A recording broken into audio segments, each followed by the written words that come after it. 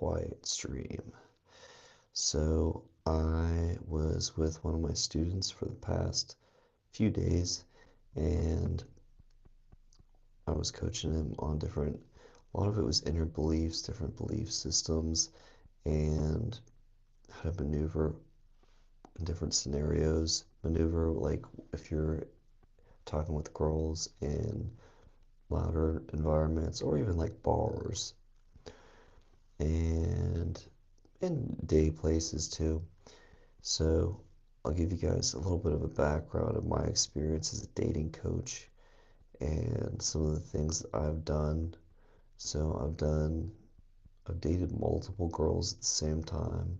I've dated 3 girls at the same time. I've been in long-term relationships.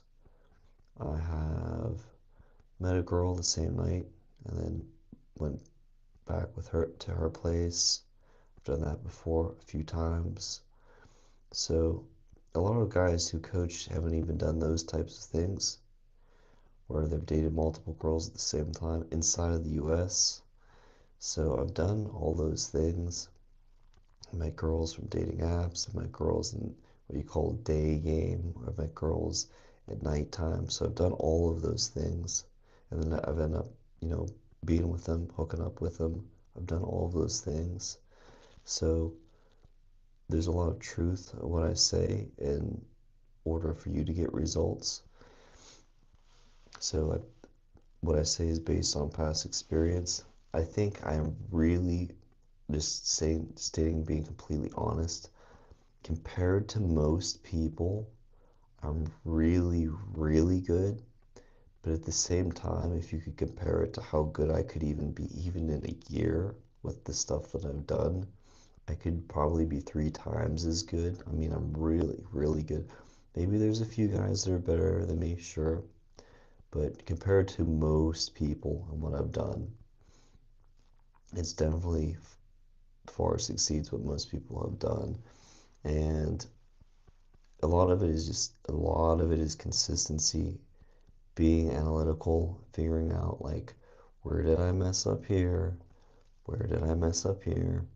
And then being okay with if you have a bad night, like if you go out and you just have a bad night, or you're talking to people and just nothing's working, just relax, be okay with it, and just go, hey, tomorrow's another day, and then you can go from there. And that's how it goes. Usually you have a few bad days, and you'll have a few good days. Take it with a grain of salt, but just keep going, and then the next day could be really good. And I always say, focus on your frame, how you speak, how you interact, your body language, how you hold yourself, your fashion. Focus on your fashion. So if you have good fashion, it goes a long ways. Your fitness. A lot of times I'll do 500 push-ups in a day. It's a lot of push-ups, and I used to be able to do hardly any. And then your finances. Focus on your finances, whatever business endeavors that you have, master it. And all those play a role in becoming a better version of yourself. But there's also the social circle. You could build a great social circle in maybe like 5, 6 months if you really put your heart to it and you go out on the weekends. That's generally the best time. Or if you want to do it in the daytime with like a particular type of class, like if it's a yoga class, it's really hard to build a social circle in somewhere like a grocery store, but you can still get really good at socializing if you focus even on that path. You could do that. Like if you say, hey, I want to just meet people like at a grocery store while I'm walking, you could get seriously good at that. And I actually spent like, it's good, like I'd say even not close to a year, where I just go out only in the daytime. That's all I did. I went out in the day and I talked to a lot of people. I tweaked what I was doing. I keep tweaking it, and I'd do something else. And I would actually, I was thinking of it as rejection, but really what it was is just a lot of learning lessons. And then I met a girl in the library in the daytime. We went outside, and then we ended up hooking up, and I dated another girl immediately after that. Like we ended up just like getting the chemistry just was real smooth because I was so congruent in what I was doing. My flow was just so nice. And then I was able to hook up with her, and we just had a great time. And a big part of that was getting out every day. It was just getting out every single day. And that's just one route you can take if you want to do that. But I think the most fun that you can have if you're getting into, if you want to become a great socializer, a great person in nightlife or in the daytime, is mastering a social circle. And the best way to do that is pick a spot where a lot of people go generally. Where's a place where a lot of fun people go? People that you might like, people who maybe dress a certain way or look a certain way. If it's a type of girl that you like, where do those types of people go? And how can you make yourself look as attractive as possible and approachable as possible to those types of people? Because that's what you want. You want those types of people to approach you.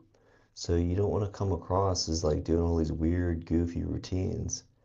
Because I used to do shit like that. I'd go and I do routines and it would just be like really weird. So you want to be actually as normal and under the radar as possible whenever you're talking with people. So that's what I do. And I go out and I'm just basically try to be as not weird as possible. And that's how you can really get amazing results. Even in a few months, when you meet the right people at a certain place where a lot of people go consistently, and you don't take things personally.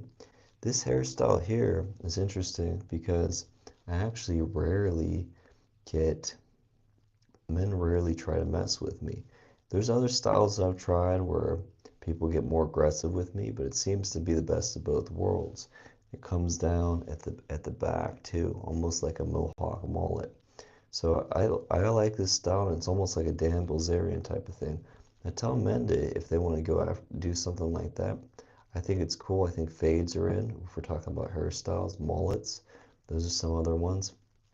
I recommended my student from today, and he's with me the past few days to do the mullet. I think that will definitely benefit him. And it's not going to be 100% make or break, but it will make him a little more attractive, a little more niche, maybe slightly polarizing. And he'll probably look somewhat like kind of a cool country singer, or maybe like he'll maybe look like this isn't what he is, but he'll maybe look like a cool computer hacker, or like I said, a country singer. So and I analyze those types of things and what kind of archetypes will work. Whenever I'm at the bar, I'm like, who are the people? Who's talking to who? I'm thinking, why are these people talking to these people? Why are these people talking to these people? And then I'm talking to people. So you want to analyze those things, but not be so super analytical. There was a time in my life where I would just analyze how people talk and study it and think, okay, if I figure all this out, I'll be good, and then I'll just stay inside for a while and figure it out. But that didn't work. What really worked was going out and talking, and then you can analyze a little bit, study what you did right and wrong, and then just keep going out and talking. That's the best possible thing that you can do. And that's how you can become really great with people in general, is by going out a lot, doing it consistently, and not taking like someone saying something to you if it's negative too seriously. And if someone's really rude, best thing you can do is just walk away. In most situations, that's the best thing you can do. And you try to be neutral or positive, or mostly positive, but a little neutral, because you don't want to be too positive. It's kind of weird, just like being smiling like nonstop. It's weird. So be neutral, be a little positive, and be consistent, and it can work if you're strong enough.